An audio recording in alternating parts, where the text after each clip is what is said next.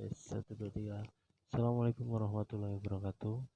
Ya, kembali lagi dengan saya Edvan Hain Winestra dalam video yang ketiga sekarang. Kali ini saya akan membahas, kemarin kita sudah membahas tentang sistem pendingin pada mesin. Nah, sekarang itu kita masuk ke pengetahuan kelistrikan. Ya, bagi kalian yang kemarin sudah masuk ke kelas saya, itu kelistrikan itu kemarin saya jelaskan ada 4 bagian terpenting dalam kelistrikan pada mesin ya. Agar supaya mesin itu bisa bergerak, maka itu harus ada 4 hal ini. Jadi yang pertama itu baterai, yang kedua itu harus ada sistem pengapian, terus yang ketiga itu ada sistem starter, dan yang keempat itu ada sistem pengisian. Sistem starter dan sistem pengisian. Sistem starter nanti pakai dinamo starter, komponennya namanya dinamo starter, dan sistem pengisian itu komponennya itu bernama dinamo alternator ya. Nah, kali ini saya akan membahas tentang sistem start atau proses memulainya mesin kendaraan gitu ya. Bagi yang mau bertanya-tanya silahkan, ini ada email dan nomor telepon saya, ini ada WhatsAppnya juga ya. Terus kita masuk ke pertama, sistem starter. Sistem starter itu, jadi ini penjelasannya ya, suatu mesin tidak dapat memulai hidup dengan sendirinya, maka mesin tersebut memerlukan tenaga dari luar untuk memutarkan roda gila atau flywheel dan membantu menghidupkan mesin ya. Jadi mesin itu tidak dapat hidup secara sendirinya, akan tetapi mesin itu membutuhkan tenaga dari luar, yaitu nanti ini ada sistem starter, komponennya nanti ada dinamo starter. Jadi di sistem starter ini kita akan belajar tentang komponen dinamo starter. Jadi di dinamo starter itu nanti ada berbagai macam komponen-komponennya. Nanti ini akan saya jelaskan satu persatu. Kita lanjut ke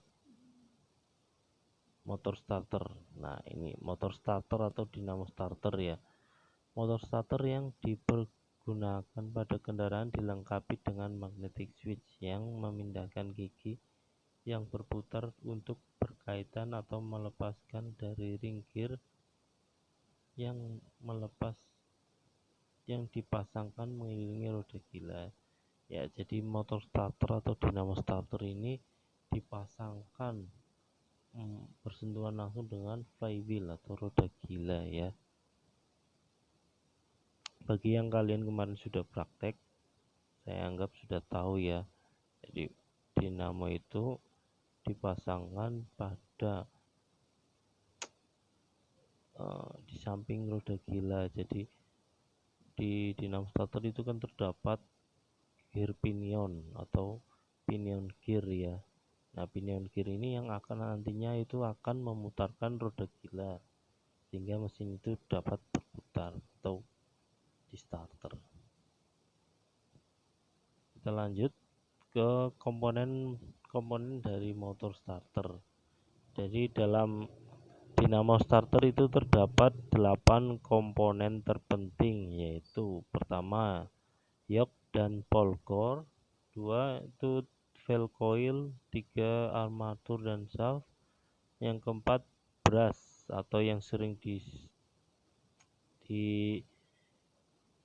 dengan sikat brush, terus yang kelima armatur brake, yang enam drive lever, 7 starter clutch, dan yang terakhir magnetic switch. Lanjut saja yang pertama.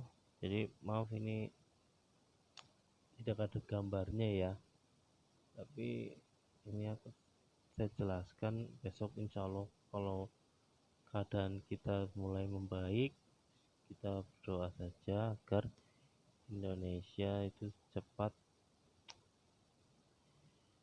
COVID-19 itu cepat hilang dari tanah air kita Indonesia ya.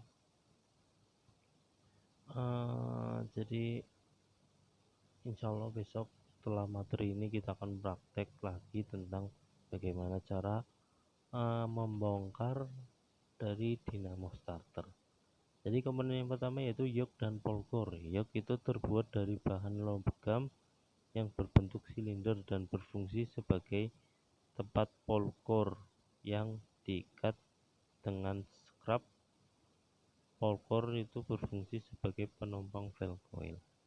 Jadi di dinamo itu terdapat dua silinder ya. Yang satu silinder kecil itu adalah magnetic switch yang berbentuk silinder. Terus yang sebelahnya lagi itu terdapat itu ada yang bagian luar itu namanya yok. Terus di dalamnya itu ada polkor. Polkornya itu biasanya terdapat 4 polkor. Nah, polkor itu berfungsi sebagai tempat valve coil. Jadi valve coil itu nanti selanjutnya ya, next. Valve coil itu terbuat dari lempengan tembaga dengan maksud memungkinkan mengalirkan arus listrik yang cukup besar dan berfungsi sebagai membangkitkan medan magnet. Jadi valve coil ini berfungsi sebagai yang nantinya itu akan mengubah listrik menjadi medan magnet. Bagi kalian yang sudah pernah bermain Tamiya ya, jadi dinamo itu kan biasanya itu di pinggir-pinggir dinamo Tamiya itu terdapat magnet. Jadi pada dinamo ini itu juga terdapat magnet yang tapi di dinamo starter ini tidak langsung berubah magnet ya, akan tetapi ini valve coil yang nantinya itu akan dialiri arus listrik, dan valve coil tersebut nanti setelah dialiri arus listrik dia akan mengubah dirinya menjadi medan magnet. Itu ya, semoga kalian bisa memahami apa yang saya jelaskan. Terus selanjutnya armatur dan shaft. Nah, armatur ini itu adalah komponen yang berada di tengah yang terdapat lilitan-lilitan tembaganya. Bagi yang di dinamo Tamiya itu yang berada di tengah ya, armatur dan shaft. Armatur itu yang berupa lilitan-lilitannya, terus yang shaftnya ini itu adalah asnya. As tahu kan ya, as. Jadi armatur ini terdiri dari sebatang besi yang berbentuk silinder yang diberi slot-slot, shaft, komutator, serta kumparan armatur dan berfungsi sebagai mengubah energi listrik menjadi mekanik. Nah, ini adalah komponen ini yang dapat mengubah energi listrik menjadi energi mekanik. Energi mekaniknya itu apa? Itu energi yang menjadi energi mekanik itu yang dimaksud itu dengan mengubah listrik menjadi gerakan berputar yang nantinya itu akan memutarkan flywheel ya. Kita lanjut ke brush. Nah, brush ini itu berada di atas armatur. Jadi brush itu terbuat dari tembaga lunak dan berfungsi untuk meneruskan arus listrik dari valve coil ke armatur coil langsung ke massa melalui komutator. Umumnya memiliki 4 buah brush yang dikelompokkan menjadi 2 brush positif dan 2 brush negatif. Yang biasa kita sebut dengan atau yang di bengkel-bengkel sebut dengan sikat brush. Jadi komponen ini yang nantinya itu sering terjadi keausan atau misal dinamo itu tidak bisa digunakan, itu biasanya yang sering terjadi di lapangan itu sikat brushnya yang habis. Kenapa bisa habis? Karena komponen ini yang sering terjadi gesekan antara brush dengan armatur. Jadi selalu terges. Benda yang selalu tergesek itu akan nanti selalu akan mudah terkikis nanti lama-lama jadi aus gitu ya. Lanjut, armatur brake berfungsi pengereman. Armatur brake itu pengerem ya, bisa dihafalkan lah ya. Terus lanjut ke drive lever. Drive lever ini berfungsi untuk mendorong pinion gear atau roda gigi pinion ke posisi berkaitan roda gila, melepaskan perkaitan pinion gear dengan roda gila ya. Jadi drive lever ini fungsinya itu seperti mainan jungkat-jungkit anak-anak ya. Jadi drive lever ini berfungsi sebagai mendorong pinion gear. Nah, kenapa bisa pinion gear terdorong? Itu dikarenakan drive lever itu tertarik oleh magnetic switch yang nantinya akan mendorong pinion gear. Nah, pinion gear ini berada di mana sih? Jadi pinion gear ini itu terdapat pada bagian bawah dari armatur dan shaft. Nah, di bagian bawah armatur dan shaft itu terdapat pinion gear, atasnya pinion gear itu ada starter clutch atau kopling. Kita lanjut ya ke starter clutch. Berfungsi memudahkan momen putar. Ini starter clutch itu sama saja fungsinya seperti kopling ya. Bisa dipahami lah, kopling pada motor, kopling pada mobil, nah itu sama aja dengan itu. Terus yang terakhir itu ada saklar magnet atau magnetic switch yang berguna sebagai menarik drive lever untuk mendorong pinion gear agar berkaitan dengan flywheel atau roda gila. Jadi saklar magnet ini nantinya itu akan suatu saklar yang di situ terdapat medan magnet untuk menarik drive lever ya.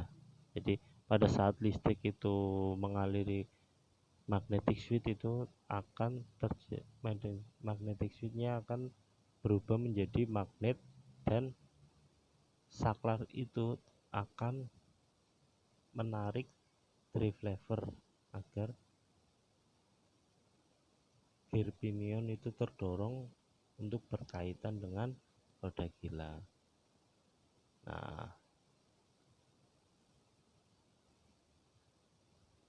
Nah, ini nanti akan ada soal, silakan kalian kerjakan pada kertas, nanti difoto ya, nanti kirimkan ke Google Class kita.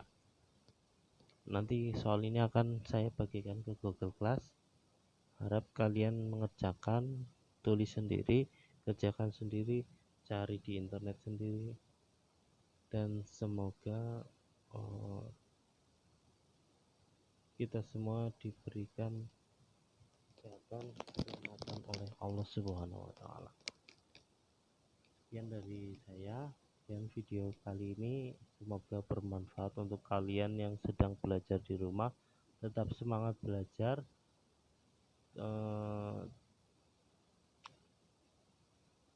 Mungkin sudah pada kangen sekolah ya, sama Pak Guru juga kangen sekolah, kangen mengajar kalian ya. Ya, mungkin sekian dulu dari saya. Assalamualaikum warahmatullahi wabarakatuh.